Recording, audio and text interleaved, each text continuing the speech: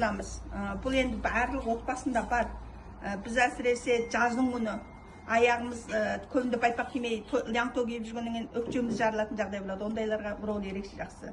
Ал енді біз кішкене балаларды да осымен сылаймыз. Мысалы біз әлгі маймен сыламаймыз. Мынау енді шию деп отырып жыланның майына жасалғаннан кейін балаларды сыласақ та ыстық та емес, суық та емес.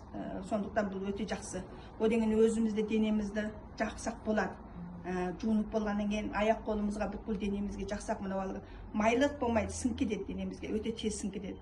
Одан кейін әдетте бір апаның бізге фіншан қылып берген, мынаны өте жақсы көреді екен. Мына ұшық шығып кеткен мұрнына.